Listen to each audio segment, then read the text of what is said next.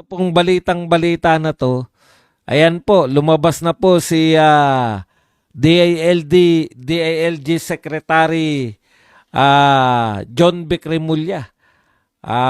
Sabi po ni John Vic Remulla, hindi po na ospital itong si Boying Remulla. He was playing golf this morning. Yan din po ang sinabi. And we are having breakfast tomorrow. Yan, may breakfast daw po sila bukas na magkapatid. At sinabi rin po yan ng Assistant Ombudsman na may hearty breakfast, no? Meron daw pong, kumain daw po sila ng sinigang. Talagang malupitan yan. Almusal, sinigang. Antindi mo, boy. Ang asim ng buhay mo. Simula pa lang ng araw, sinigang na agad. Ayan. Ang question po, bakit wala po naniniwala? Alam niyo po, ang problema po ng ating pamahalaan, hindi lang po ng mga Remulla, no? Problema rin po yan ng Malacanang.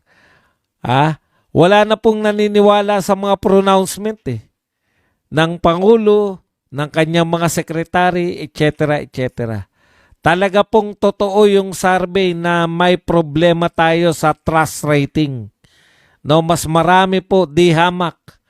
Mas marami pong mamamayang Pilipino ang hindi na po naniniwala sa gobyerno.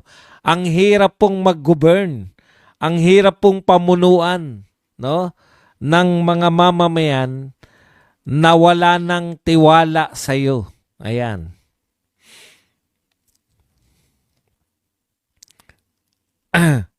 Di po ba? Hindi po tayo ay napakahirap po kasi ang presidente, sa totoo lang, yung mga leaders po natin, mahirap na po maging leader Pero kung wala na pong tiwala sa iyo ang mga mamamayang Pilipino, wala na pong tiwala sa iyo yung pinamumunuan mo, mas mahirap po yun. Doble hirap po yun. Okay. Ngayon, ang tanong, bakit nawala yung tiwala? Inunti-unti nyo, Mr. President. Inunti-unti ninyo na kada may sasabihin kayo, hindi naman natutupad. Nasanay na po yung tao na magduda. Natatandaan ko po yung dating Pangulo, pag sinabi, live to, Roxanne, pag sinabi po ng dating Pangulo na ipakakain ko sa inyo to, pag sinabi po ng dating Pangulong Duterte, natigilan nyo yan at papakain ko sa inyo yung mga pinaggagawa nyo na yan, tumitigil talaga. Iba po, Mr. President, no? Iba po yung palabra de honor. Basic po sa governance yan. Dapat may palabra de honor ka. Hindi po yung nagdadalawang isip lagi. Ito bang sinasabi ni Mr. President ay totoo o walang katotohanan? Kasi po, ang dami pong instance. Sa totoo lang po, Mr. President. Okay lang po yung pangako nung eleksyon na hindi matupad. 'Di ba? Tawag nga namin doon, nabudol kami. Pero yung halos bawat bitawan ninyong pananalita, halos baliktad yung meaning. Duda na po talaga yung mga tao. Isosoli yung 60 billion, yung pala hindi isosoli. Kukunin din pala sa amin. 20 pesos na bigas. Alam niyo po, Mr. President, umamin lang kayo na hindi natin kaya yung 20 pesos na bigas. Tapos, pinipilit nyo, nagmumukha tuloy tayong, alam nyo yung nakaka-insulto Tapos sasabihin nyo, meron ng 20 pesos na bigas. Hindi po yan yung pagkaunawa namin sa 20 pesos na bigas. Ang pagkaunawa po namin, yung merkado. Yung sa market mismo. Sa palengke mismo may 20 pesos na bigas. Kasi kung may 20 pesos na bigas sa palengke, hindi po lalayo yung ibang presyo. So kung may 20 pesos na bigas, merong ang ibang presyong mas maganda siguro, 25 o todo na yung 30. Ganon din po, kung yung amo po hindi na pinaniniwalaan yung pananalita, ganon din po yung mga sekretary, no? Kawawa naman. Kung totoo po nagsasabi ng totoo si John Vic at pinaghinalaan pa rin natin na totoong na ospital,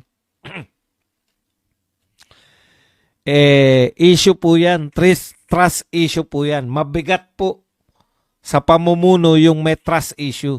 Yung hindi na naniniwala sa'yo. Kasi dalawasin ko eh. Dalawasin ko yung hindi nasusunod. Dalawasin ko yung kasinungalingan.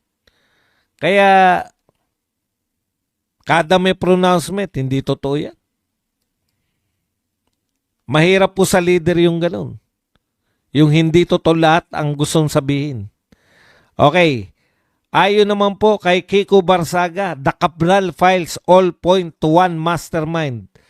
President Marcos. Hashtag, ikulong si Marcos. Antindi, no? Ang tapang talaga ni Kiko. Kaya huwag ka nang umasa, Kiko, na makakabalik ka pang congressman. Sa sobrang tapang mo. Ha? Sa sobrang tapang mo, Congressman Kiko, baka mahirapan ka nang bumalik na congressman yan. Matuloy-tuloy na. Biruin mo ako gusto mong ipakulong? Roxanne Badron. Thank you very much. Okay. Eto po. Tignan po ninyo ha.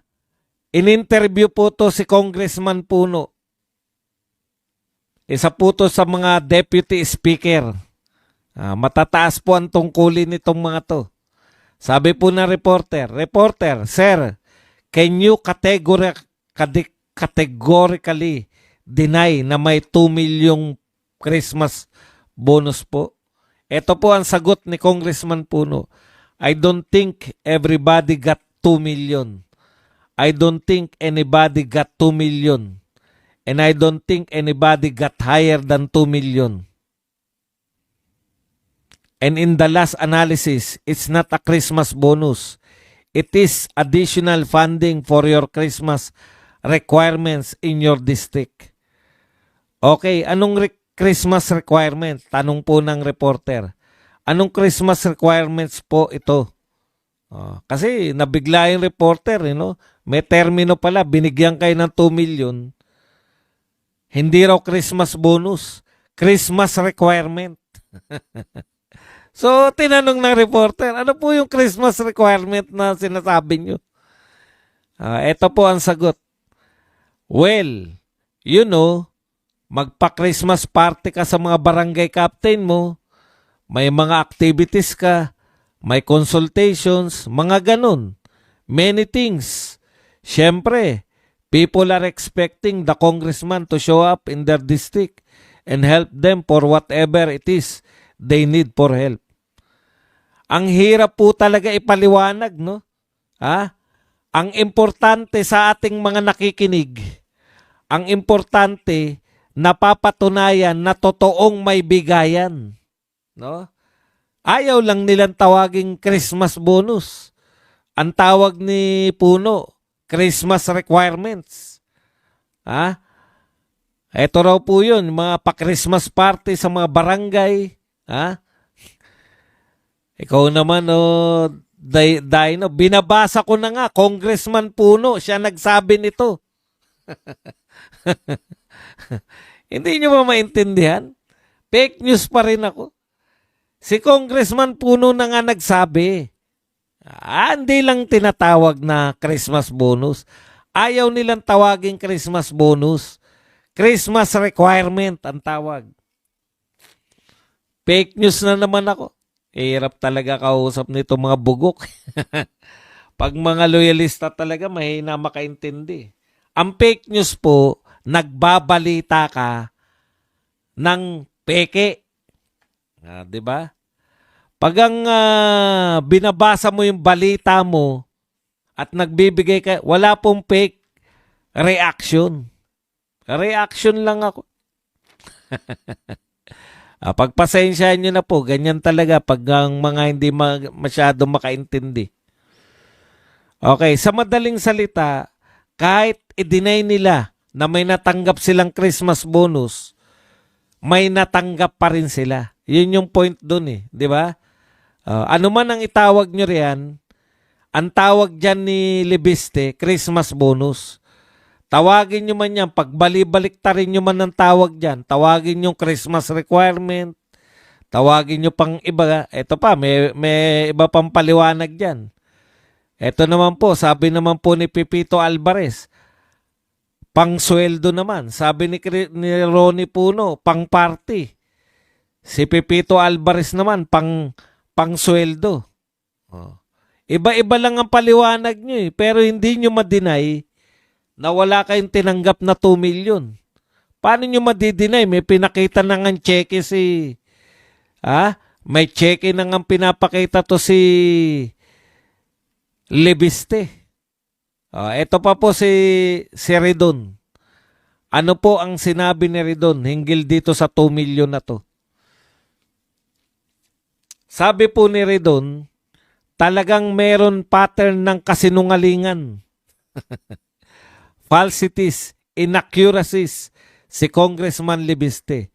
At isa na naman po ito sa halimbawa nun. Yan.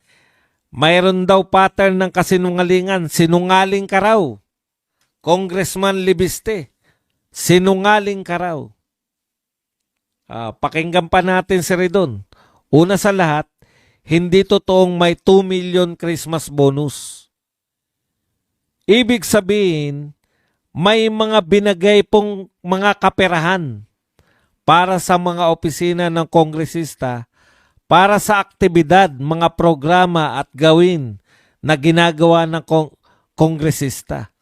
Hindi lang pwedeng tawaging Christmas bonus. Kayo naman, pinagluloko nyo pa kami. No?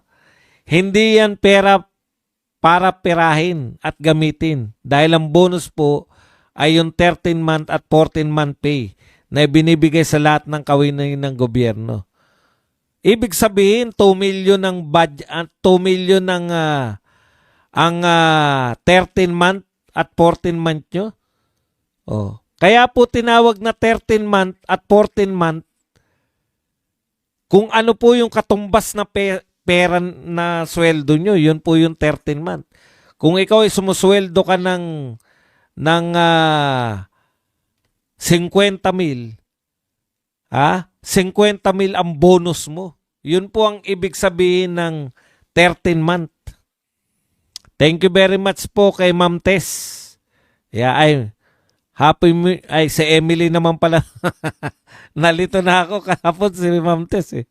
Thank you very much po kay Ma'am Emily. Ayan, nagbigay po sa atin ng 2,000 yen. Maraming salamat sa pakape, Ma'am Emily.